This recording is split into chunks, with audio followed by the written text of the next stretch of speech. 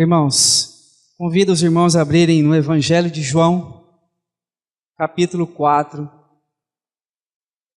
do versículo 1 ao 18.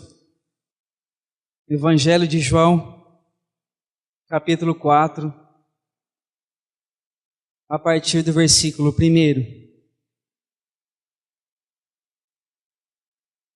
Quando, pois, o Senhor veio a saber que os fariseus tinham ouvido dizer que ele, Jesus, fazia e batizava mais discípulos que João, se bem que Jesus mesmo não batizava, e sim os seus discípulos, deixou a Judéia, retirando-se outra vez para a Galiléia, e era-lhe necessário atravessar a província de Samaria. Chegou, pois, a uma cidade samaritana, chamada Sicar, perto das terras que Jacó dera ao seu filho José. E estava ali a fonte de Jacó. Cansado da viagem, assentara-se Jesus junto à fonte, por volta da hora sexta. Nisto veio uma mulher samaritana tirar água. Disse-lhe Jesus: dá-me de beber. Pois seus discípulos tinham ido à cidade para comprar alimentos. Então lhe disse a mulher samaritana: como, sendo tu judeu, pedes de beber a mim, que sou mulher samaritana? Porque os judeus não se dão com os samaritanos. Replicou Jesus: se conheceras o dom de Deus, e quem é que te pede, dá-me de beber, tu lhe pedirias, e ele te daria água viva. Respondeu-lhe ela: Senhor, tu não tens com que atirar, e o poço é fundo. Onde, pois, tens água viva? És tu, porventura, maior do que Jacó, o nosso pai, que nos deu o poço, do qual ele mesmo bebeu, e bem assim seus filhos e seu gado? Afirmou-lhe Jesus: quem beber desta água tornará a ter sede. Aquele, porém, que beber da água que eu lhe der, nunca mais terá sede. Pelo contrário, a água que eu lhe der será nele uma fonte a jorrar para a vida eterna. Disse-lhe a mulher: Senhor, dá-me dessa água para que eu não mais tenha sede, nem precise vir aqui buscá-la. Disse-lhe Jesus: vai, chama teu marido e vem cá. Ao que lhe respondeu a mulher: não tenho marido. Replicou Jesus: bem disseste, não tenho marido, porque 5 maridos já tivesse, e esse que agora tens não é teu marido. Isto disseste com verdade. Vamos orar, irmãos. Amado Pai, obrigado por esse momento, Senhor. Nós somos gratos a Ti, pelo Teu Filho amado, Jesus Cristo. E nesse momento, Pai, o Senhor possa abrir o céu sobre nós, nos encher da Tua glória, revelar o Teu Filho Jesus Cristo em nós. Pai, usa de misericórdia com todos nós, que nós possamos ouvir a voz doce do Teu Espírito Santo, ó Pai. Que Teu Espírito Santo possa sondar os nossos corações, tocar no mais profundo do nosso coração e revelar a pessoa bendita do Teu Filho Jesus Cristo. E nesse momento, meu Pai, a única voz que seja prevalecida nesse local seja a voz do Teu Espírito. Ajuda-nos, ó Pai, a olharmos unicamente para o Senhor. Nós oramos assim, ó Pai, em nome de Jesus. Amém.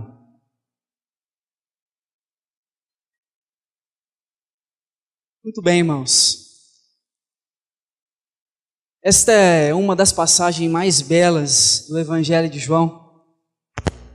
A passagem em que se achava o Senhor, a paisagem, aliás, em que se achava o Senhor, era das mais lindas de toda a Palestina.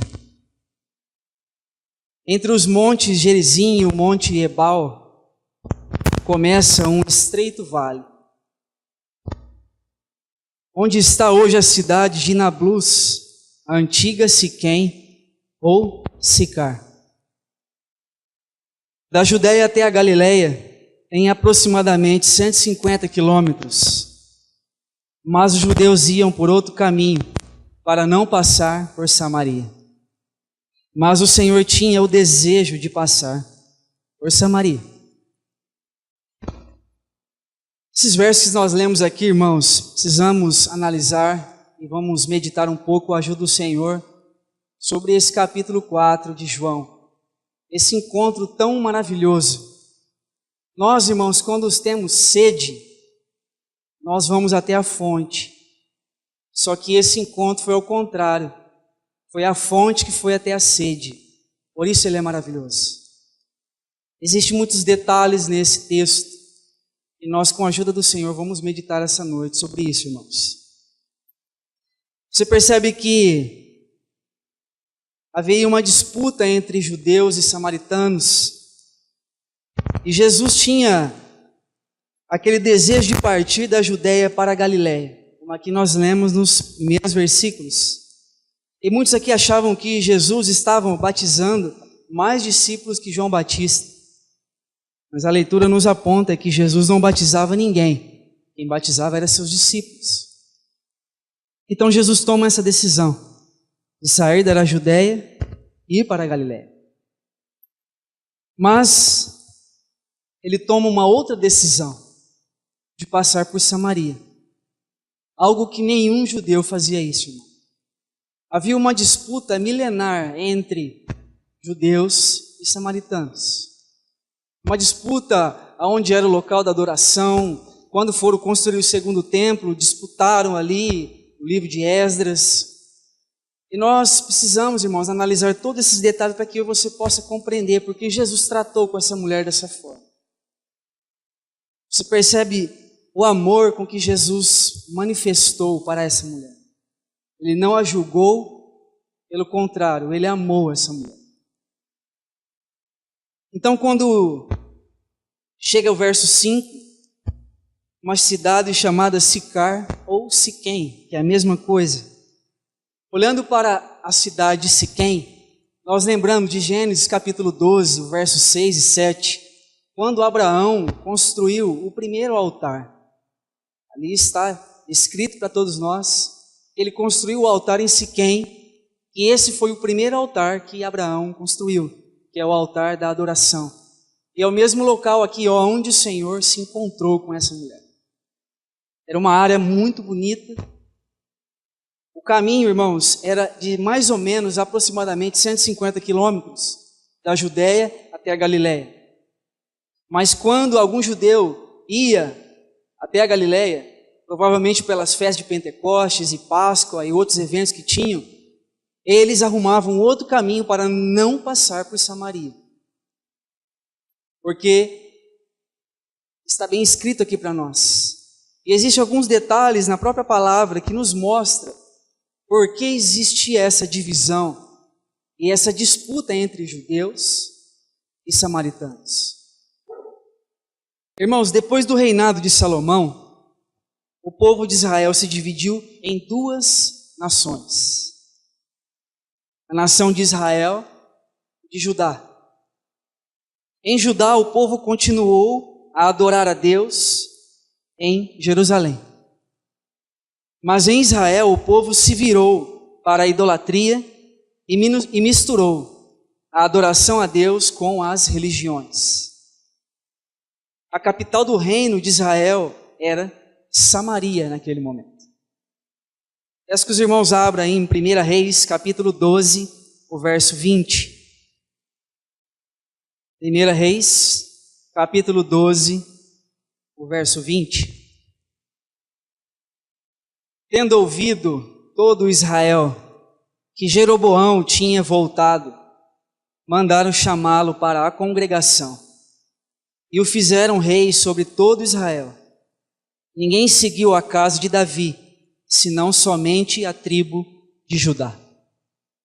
Então, aqui está bem claro para todos nós que depois que acabou o reinado de Salomão, o povo de Israel se dividiu em duas nações. A nação de Israel e a nação de Judá.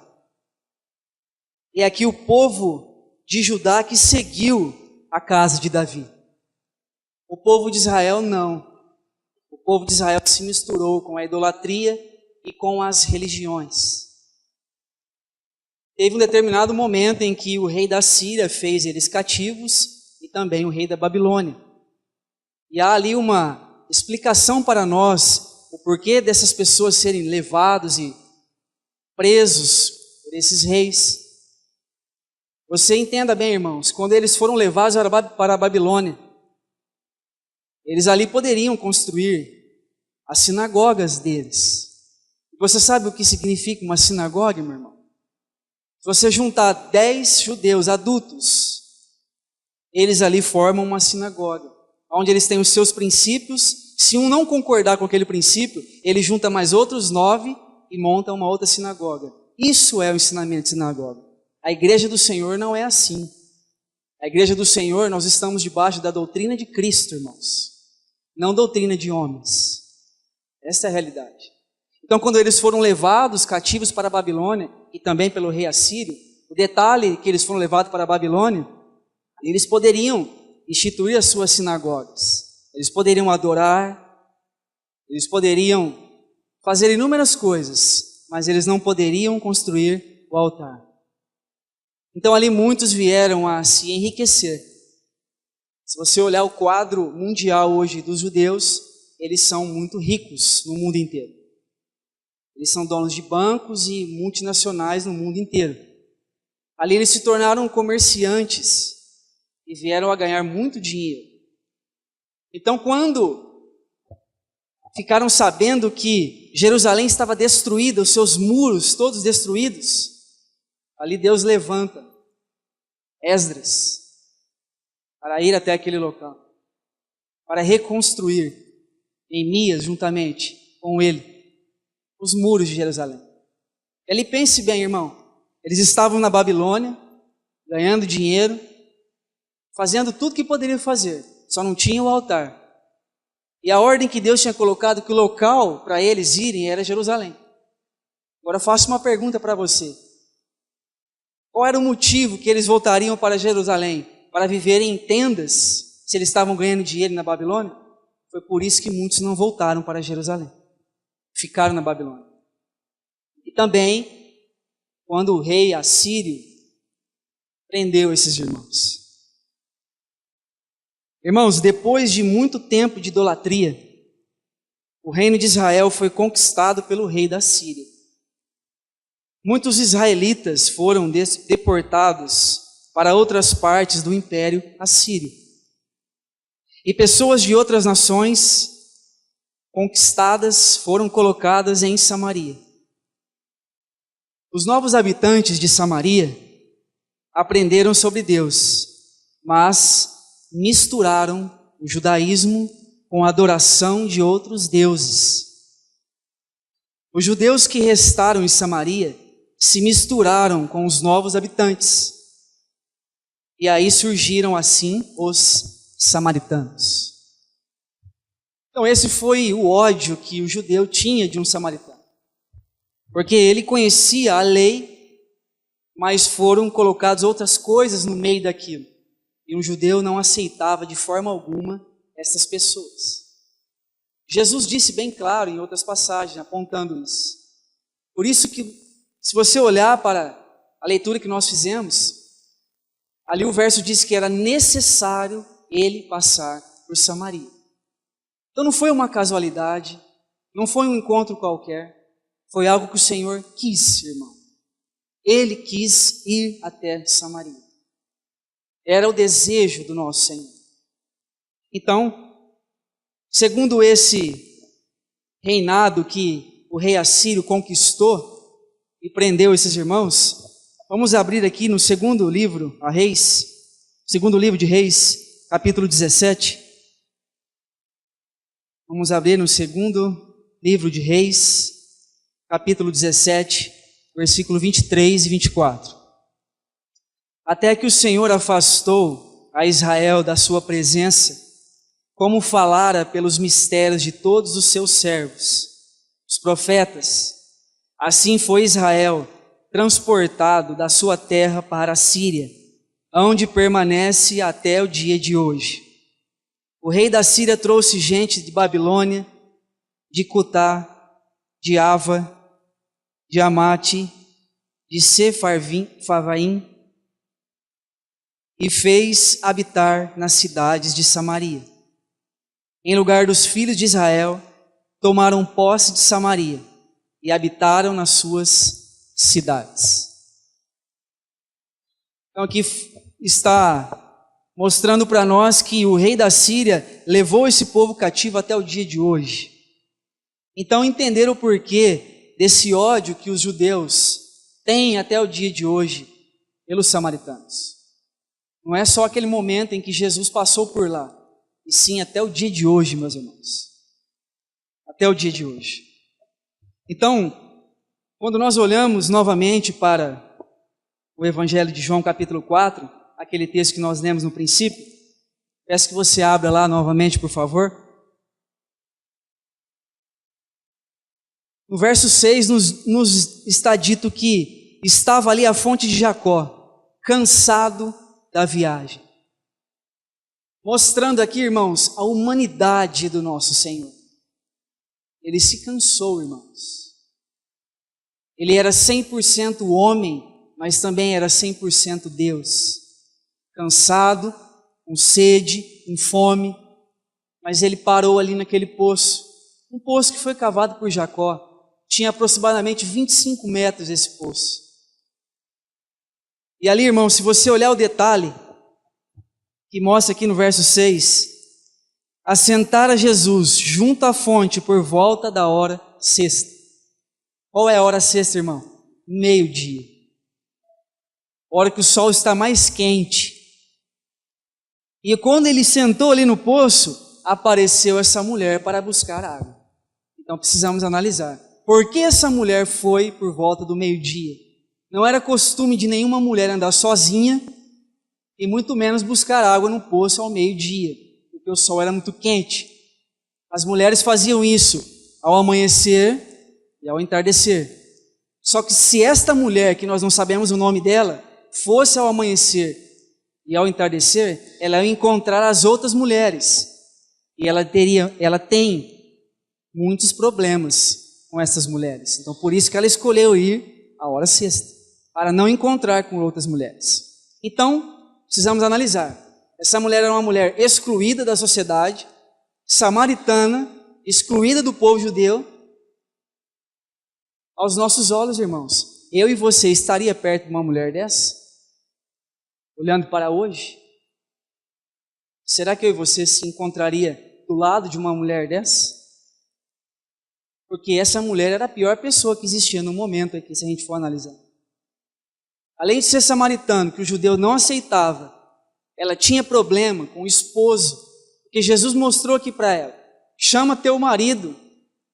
Ela respondeu com verdade para ele, falou, eu não tenho marido. Ele falou, você respondeu com verdade, porque desses 5 maridos que você teve, e agora que você está, não é o teu marido. Então você vê, irmão, quem era essa mulher? Ela era uma pessoa excluída de todos. E ela tinha vergonha sobre isso. Ela escolheu esse horário. Mas quando ela chega nesse poço, irmão, ela não imaginou quem ela ia encontrar pela frente. Nunca passou na cabeça dela. Irmãos, essa mulher conhecia a lei de Moisés. Porque a província de Samaria era de Israel no princípio. E eles eram disciplinados pela doutrina daquela lei de Moisés, escrita no Pentateuco, nos primeiros 5 livros da Bíblia.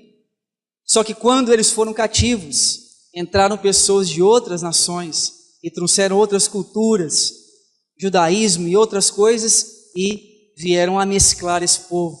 Por isso o ódio dos judeus sobre esses. Então, meu irmão, é muito importante nós entendermos o porquê Jesus quis encontrar com essa mulher. A própria leitura nos aponta que um homem não falava com uma mulher em público, e muito menos uma mulher samaritana. Mas Jesus, ele não era igual os parâmetros desse mundo, meu irmão. Quando eu e você ouve o Evangelho de Cristo, ele vai contra tudo aquilo que eu e você aprendeu. Porque o Evangelho de Jesus Cristo, ele é uma desconstrução de nós mesmos. Por isso que Jesus foi até o encontro dessa mulher. Ele tinha algo para tratar profundamente com ela.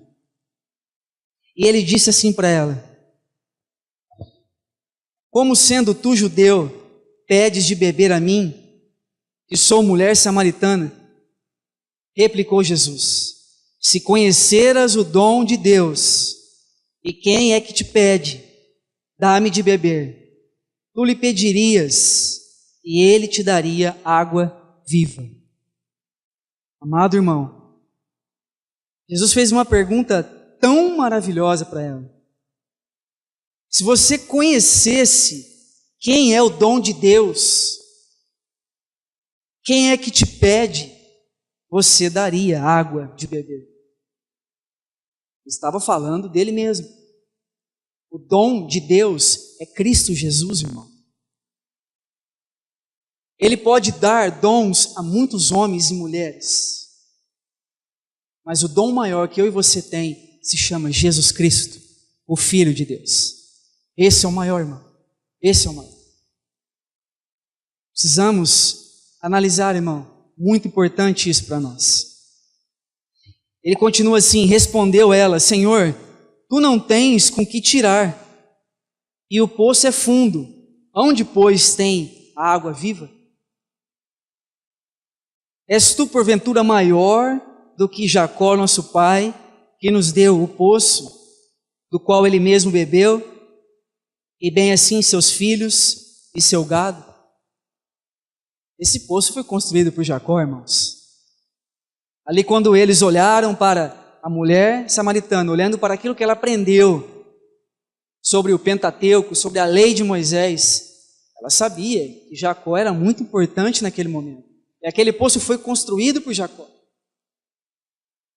Um poço que dá uma água muito preciosa, irmãos, até os dias de hoje. Então você percebe que esse encontro, que não foi casual, foi sim necessidade que Jesus teve de ir até Samaria. E Jesus era judeu, irmão. Ela sim reconheceu que ele era judeu. Isso que ela mesma falou assim para ele: como que tu, sendo judeu, pede água para mim, ainda sendo mulher samaritana? E o judeu cortava caminho, irmão. Você pense, um caminho de 150 quilômetros, da Judéia até a Galiléia. E eles andavam, acho que se fosse até um pouco mais, para não passar pela Samaria. Mas Jesus quebra todos os princípios da sociedade daquele momento e vai até essa cidade, até Samaria, determinado local, Sicar ou Siquém, assim como você permitiu. E ele vai ao encontro dessa mulher, descedentá-la, irmão. Qual é o significado de eu e você ser encontrado pelo Senhor? Quando nós olhamos o texto de João 3,16, Deus amou o mundo de tal maneira que deu o seu Filho. Mas precisamos ler esse texto junto com João 1,12. Mas a todos quantos o receberam. Oh, meu irmão, que maravilhoso. Ele deu o seu Filho, mas todos que receberam, deu-lhes o poder de serem feitos filhos de Deus. Isso é muito mais elevado de qualquer coisa que existe nesse mundo, irmão. Se alguém puder fazer uma pergunta para nós: o que eu e você é? O que nós somos? Nós somos filhos amados de Deus em Cristo Jesus. Isso te basta, irmão? Isso tem que nos bastar. Porque isso é mais elevado que qualquer coisa nesse mundo, irmão. Qualquer cargo, qualquer posição social, qualquer coisa, mano. Ser um filho de Deus, amado em Cristo Jesus, é uma posição muito importante que Deus realizou e colocou no nosso coração. Mas, irmão, continuando aqui, aquele, porém, que beber da água que eu lhe der, nunca mais terá sede. Pelo contrário, a água que eu lhe der será nele uma fonte a jorrar para a vida eterna. Então aqui fez essa mulher parar e analisar um pouco mais. Porque no decorrer aqui da leitura, você vai ver que algo conquistou o coração dessa mulher. As palavras do Senhor conquistou o coração dela. Disse a mulher: Senhor, dá-me dessa água para que eu não mais tenha sede, nem precise vir aqui buscá-la. Disse Jesus: vai, chama teu marido e vem cá. Jesus não faz nada por acaso, meu irmão. Nada acontece por acaso. Tudo tem sido detalhadamente arquitetado por Ele, meu irmão. Esse momento aqui foi algo específico que o Senhor queria encontrar com essa mulher. Uma mulher, irmão, que era excluída da sociedade e rejeitada pelo seu povo. Pense na sua mente, irmão, uma pessoa que existe por aí, que eu e você olha com esses olhos e fala: essa pessoa eu não fico do lado. Era essa mulher aqui. Só que os discípulos saíram para arrumar comida, porque aqui mostra que Jesus estava cansado, com fome e com sede. Mostrando, irmãos, nunca se esqueça, a humanidade do Senhor. O Verbo que se fez carne. Ô, irmãos, essa realidade do Verbo se fez carne para nossas mentes é algo muito profundo, irmãos. Deus se fazendo carne e vir buscar esse homem caído, perdido, pecador. Porque o que Jesus diz para nós, Ele veio salvar e buscar o que estava perdido. Ele não veio para julgar. Ele sim poderia julgar essa mulher, mas Ele não a julgou, irmão. Ele não a julgou. Irmãos, os evangelhos, Mateus, Marcos e Lucas, foram escritos por volta do ano de 55 a 65 depois de Cristo.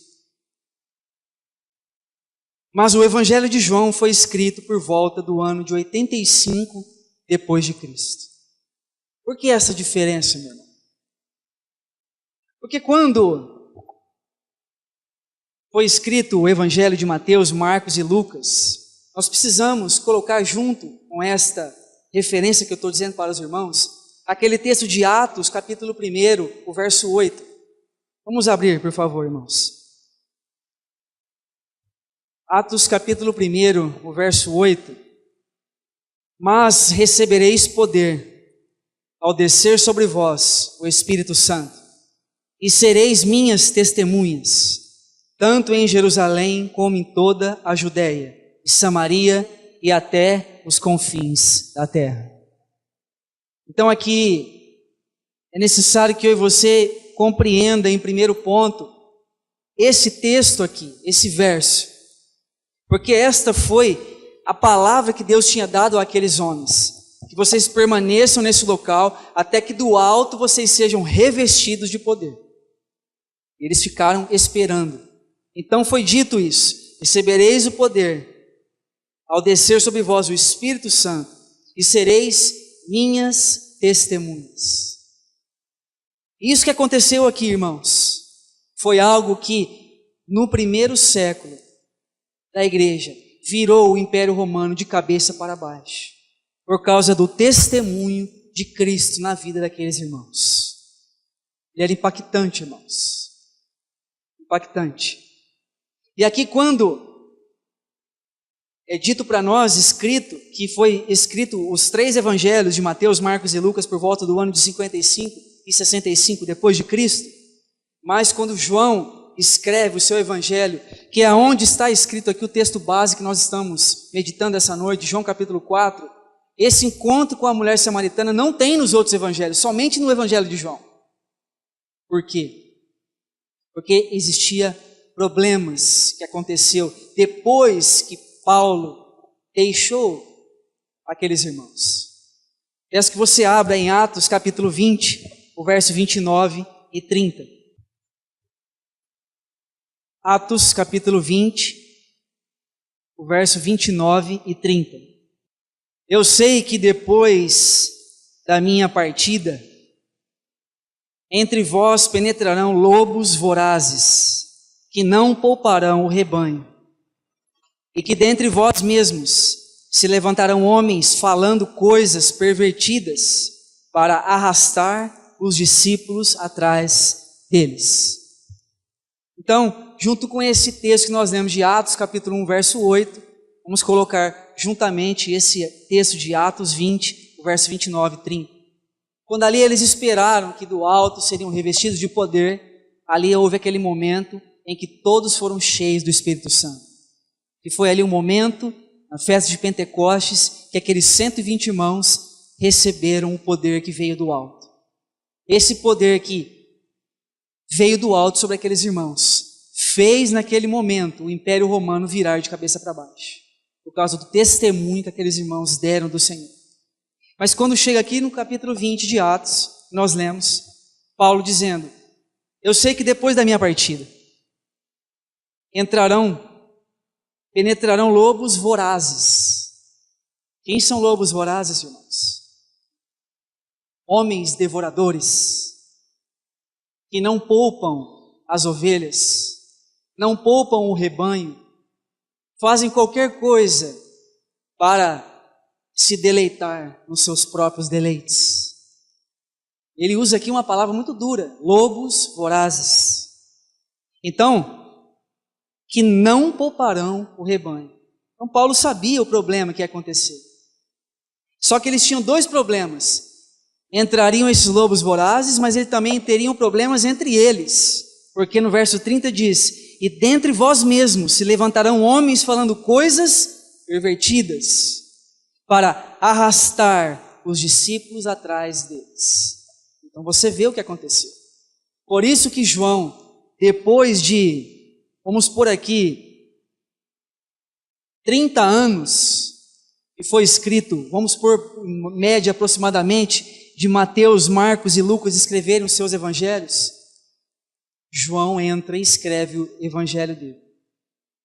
Foi de algumas formas para disciplinar os irmãos, encorajar os irmãos, porque Paulo sabia que depois da partida dele entrariam essas pessoas e não poupariam o rebanho. Você imagina, irmão, isso aconteceu nos primeiros séculos da igreja. Você imagina como está isso nos dias de hoje.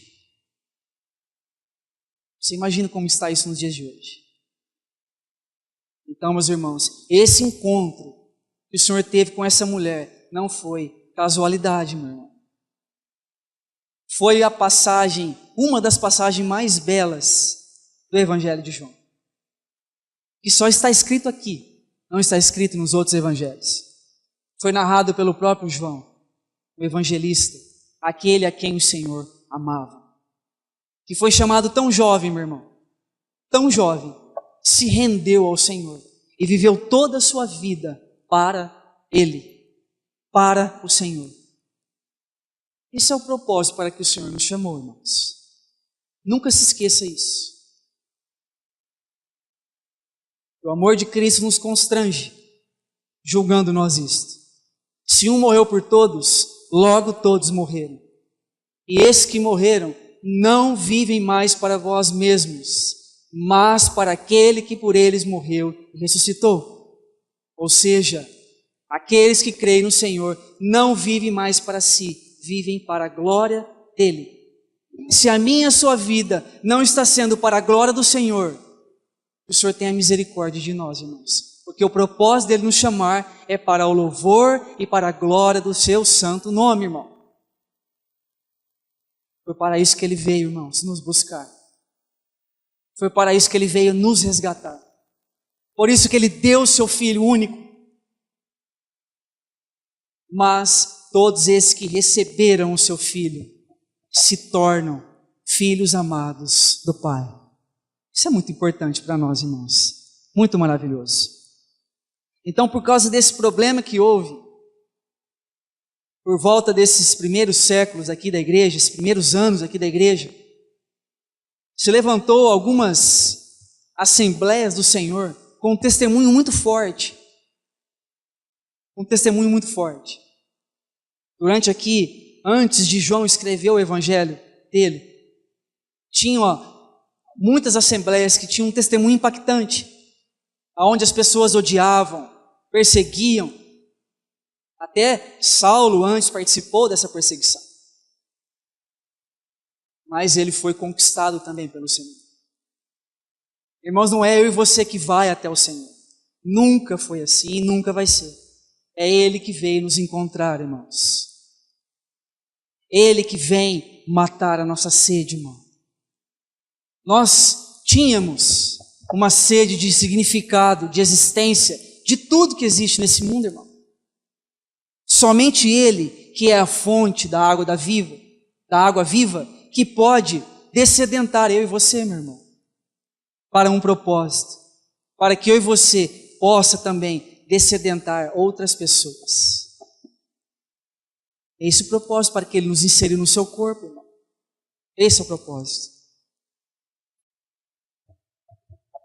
João capítulo 4, o verso 19. João capítulo 4, verso 19. Senhor, disse-lhe a mulher, vejo que tu és profeta. Nossos pais adoravam neste monte. Vós, entretanto, dizeis que em Jerusalém é o lugar onde se deve adorar. Disse-lhe Jesus, mulher, podes crer-me que a hora vem, quando nem neste monte, nem em Jerusalém adorareis o Pai. Vós adorais o que não conheceis, nós adoramos o que conhecemos, porque a salvação vem dos judeus. Mas vem a hora, e já chegou, em que os verdadeiros adoradores adorarão o Pai em espírito e em verdade, porque são estes o que o Pai procura para seus adoradores. Deus é espírito, e importa que seus adoradores o adorem em espírito e em verdade. Então aqui, irmãos, você percebe que quando nós lemos aqui os outros versos, antes dessa leitura que nós realizamos aqui, a mulher foi até o poço porque ela estava com sede. Só que a fonte da água viva foi até o encontro dessa mulher que estava com sede. E ali, quando ela ouviu aquelas palavras que o Senhor disse, você beber essa água dessa fonte, você vai voltar a ter sede. Mas se você beber a água que eu te dou, nunca mais você terá sede. Então, quando entra o verso 19, ela diz, Senhor, vejo que tu és profeta. Por que ela disse isso? Porque ela lembrara de Elias, quando foi até a casa daquela viúva de Sarepta, em Sidom, aquele homem enviado pelo Senhor, que foi até a casa daquela mulher, naquele local tão sem sentido. Ela sabia todo o significado de um profeta. Então, quando ela ouviu isso, meu irmão, ela viu que Jesus era profeta, ela deixou as necessidades terrenas e desejou saber onde é o lugar da adoração, porque isso era um problema milenar. Ela não se preocupou mais com a água, com a sede que ela estava. Ela falou, Senhor, aonde é o lugar da adoração? Esse era um problema, irmãos.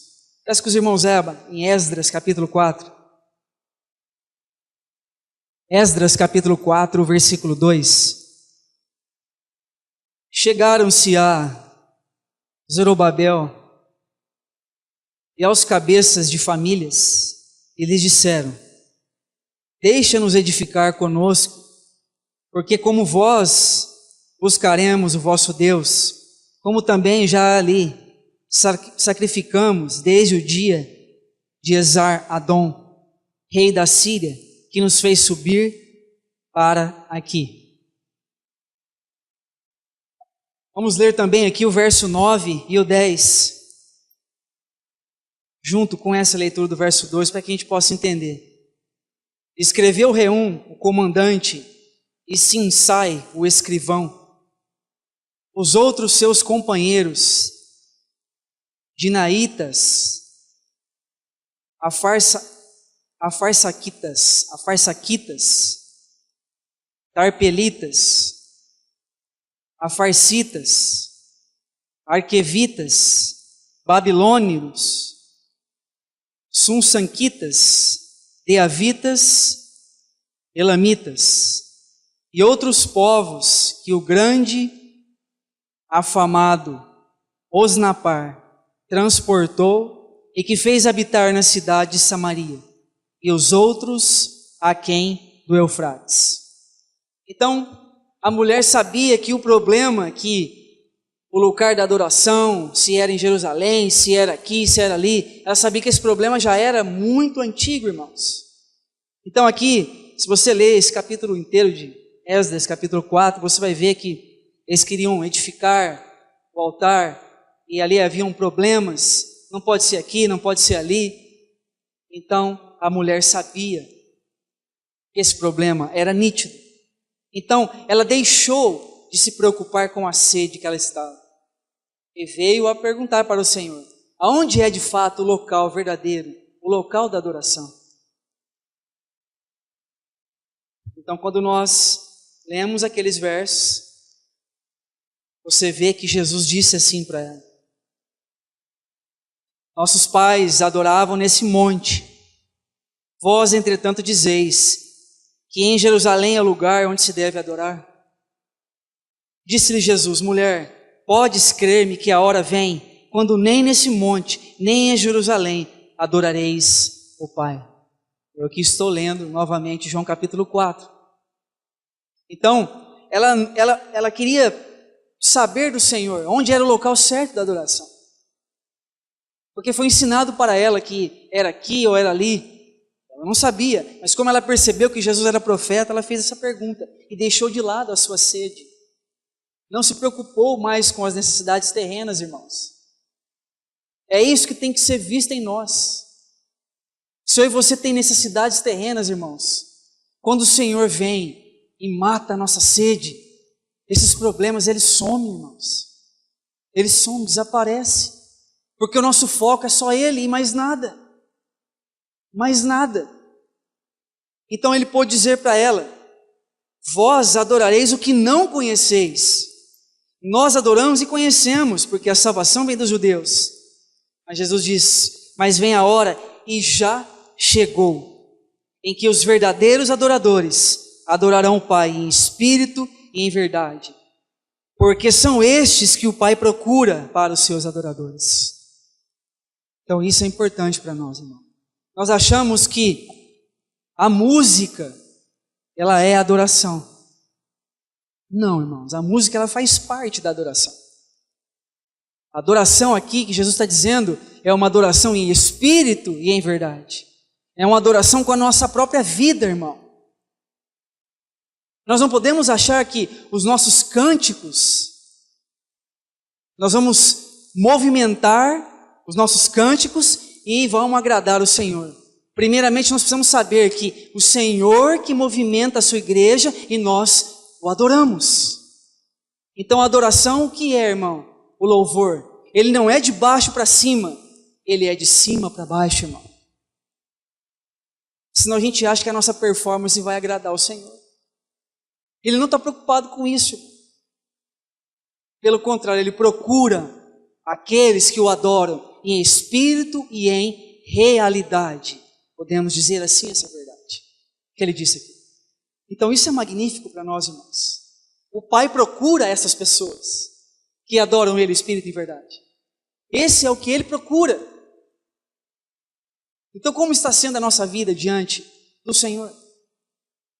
Como nós estamos o adorando, irmão? Será que nós o adoramos só quando nós estamos aqui reunidos? Isso é muito pouco, irmão. A adoração é com a nossa vida, com o nosso ser, com o nosso tudo para Ele. Se isso não for adoração, meu irmão, não é nada. É só música. Só música.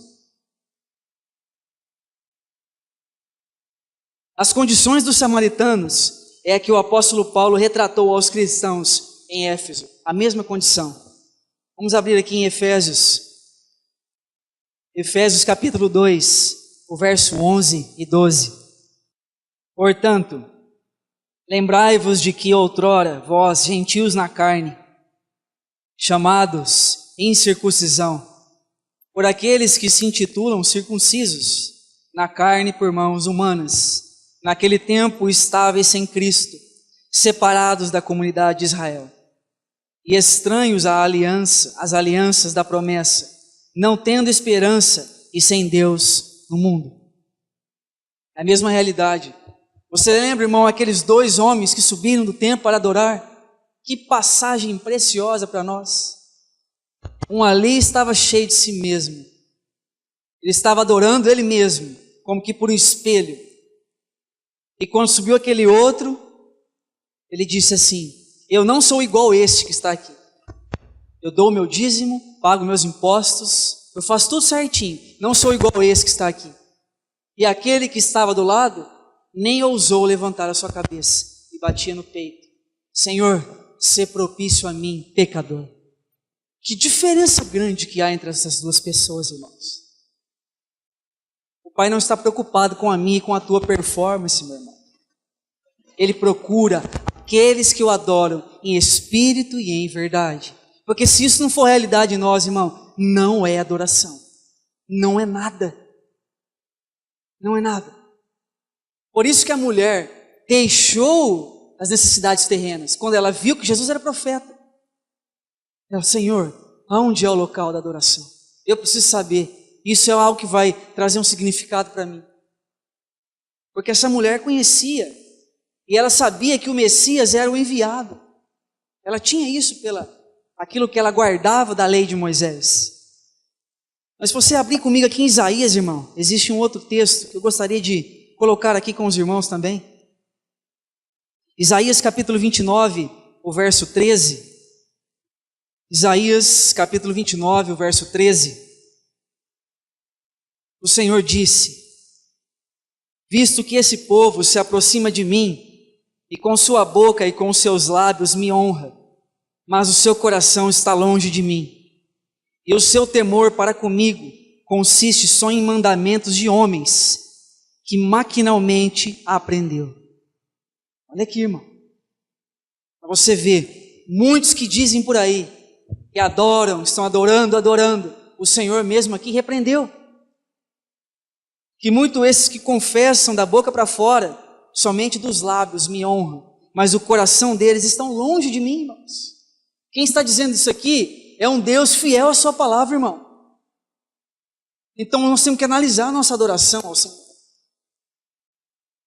Se é uma adoração em espírito e em verdade. Se não for assim, irmão, não é nada. Não é nenhuma adoração. Porque essa mulher estava procurando isso, irmão. Durante toda a sua vida, uma mulher excluída, uma mulher rejeitada, que não tinha significado nenhum na sua vida, que corria das outras pessoas, mas ela tinha em mente que um dia o Messias viria, o Cristo. Quando ela se deu encontro com Jesus, ela não sabia com quem ela estava falando, mas ela pôde compreender que ele era profeta. E se nós analisarmos, irmão, abra de novo, por favor, em João capítulo 4, quando ele disse aqui para ela: Deus é espírito, e importa que os seus adoradores o adorem em espírito e em verdade. Eu sei, respondeu a mulher, que há de vir o Messias chamado Cristo. Quando ele vier, nos anunciará todas as coisas. Disse-lhe Jesus: eu sou e eu que falo contigo. Irmão, isso é muito importante para nós. Ela sabia que o Cristo viria, irmãos. Mesmo sendo uma mulher ignorada, excluída, ela tinha isso no seu coração. Ela sabia que um dia o Cristo viria, irmão. Irmão, somente aqueles que entram pela porta da retidão rende verdadeiro louvor a Deus. Só os que entram pela porta do Senhor são fiéis e justos, e tão somente sobre estes está os olhos do Senhor. Maravilhoso para nós, irmãos. Está isso escrito no Salmo 118, verso 19 até o 21. Irmãos, diante da confiança da mulher nas Escrituras, Jesus se revela. Eu sou o Cristo, como aqui ele disse. Porque Jesus se revelou àquela mulher. E em outras passagens bíblicas, ele orienta seus discípulos a não revelar a ninguém que ele era o Cristo. Isso está escrito em Mateus capítulo 16, versículo 20. Jesus disse, não fale para ninguém que eu sou o Cristo. E porque aqui ele se apresentou propriamente para ela.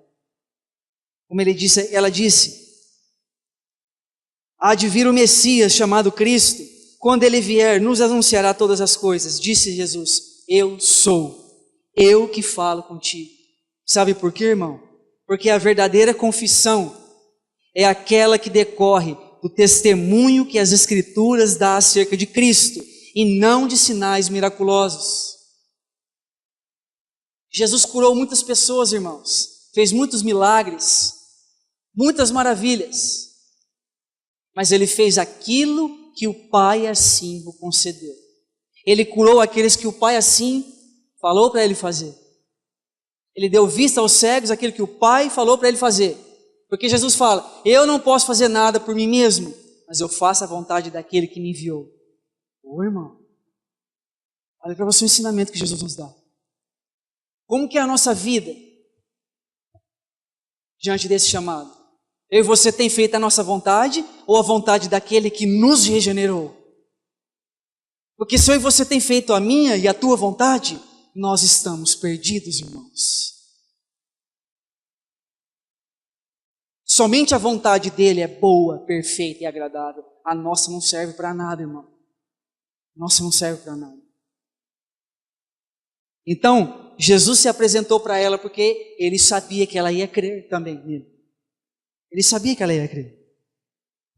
Então, quando ele continua aqui, nesse ponto chegaram os seus discípulos e se admiravam de que estivesse falando com uma mulher. Todavia, nenhum lhe disse, que perguntas? Ou por que falas com ela? Quando a mulher deixou o seu cântaro, foi à cidade e disse àqueles homens, vinde comigo e vede um homem que me disse tudo quanto tens feito. Será esse porventura o Cristo? Saíram, pois, da cidade e vieram ter com ele. Então você vê, irmão, essas palavras que Jesus disse a essa mulher, impactou ela, cativou o seu coração. Ela teve resposta daquilo que ela procurava há muitos anos, disputas entre judeus e samaritanos. Deus, em Cristo, deu essa resposta à mulher. Então, meus irmãos, se você analisar, ele se revelou a ela por causa da verdadeira confissão, é aquela que decorre do testemunho que as Escrituras dão acerca de Cristo. Você pode ler João capítulo 5, versos 32 e 39. As Escrituras mesmo testificam dele, como diz o João 5, 39. Então é acima desse testemunho que nós vamos impactar as pessoas. Não por nós mesmos, mas por ele que habita em nós. Então, meus irmãos, olhando para o verso 39 e o 42, vamos ler aqui. Muitos samaritanos daquela cidade creram nele, em virtude do testemunho da mulher, que anunciara, ele me disse tudo quanto tenho feito. Vindo, pois, os samaritanos ter com Jesus, pediram que permanecesse com eles, e ficou ali 2 dias. Muitos outros creram nele, por causa da sua palavra, e diziam à mulher, já agora não é pelo que disseste que nós cremos, mas porque nós mesmos temos ouvido e sabemos que este é verdadeiramente o Salvador do mundo. Ele é isso para você, irmão? Faço uma pergunta para você. Ele é aquele que salvou você desse mundo maligno ou não? Porque se ele não foi isso para nós, irmãos, ele não é nada. Ele não é nada. Porque para muitas pessoas que olham para isso, ele nos salvou desse mundo. Ele nos tirou do império das trevas e nos transportou para o reino do Filho do seu amor. Nós somos justificados do pecado, irmão. Não há mais nenhuma condenação para nós porque nós estamos em Cristo. que tem sido essas palavras tocando profundamente no nosso coração, irmão? Ou as coisas do mundo têm conquistado eu e você? E nós estamos esquecendo que Ele é o Salvador do mundo, irmão. Porque se eu e você esquecer disso, irmão, os nossos olhos são tirados do Senhor. Porque esse encontro, para mim, ele é muito maravilhoso, cheio de muitos significados. Muito importante para que eu e você medite muito mais nesse capítulo 4. E tem algo aqui muito mais que o Senhor possa falar comigo e com você. Irmão, esse encontro não foi uma casualidade. Foi uma necessidade que o Senhor teve de encontrar essa mulher. E quando ela viu que ele era profeta, que ele tinha a palavra, ela deixou as suas necessidades terrenas. Quantos irmãos têm ficado com as suas necessidades terrenas e têm deixado o Senhor de lado, irmão, fazendo o contrário do que o Senhor fez com essa mulher? Eu.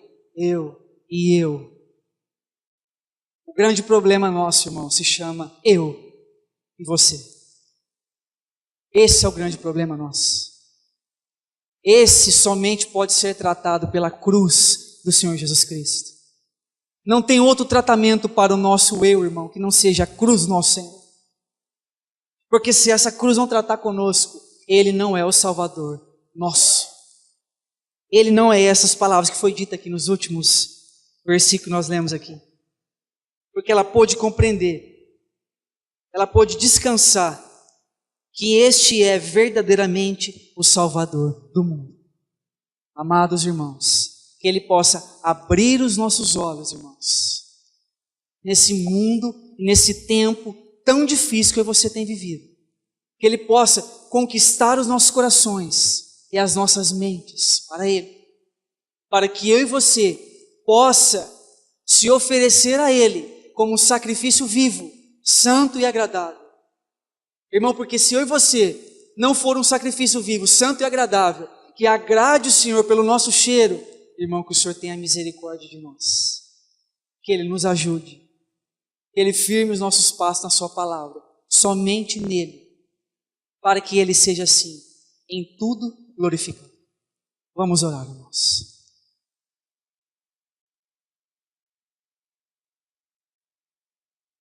Senhor, nós te agradecemos, ó Pai, pela Tua palavra.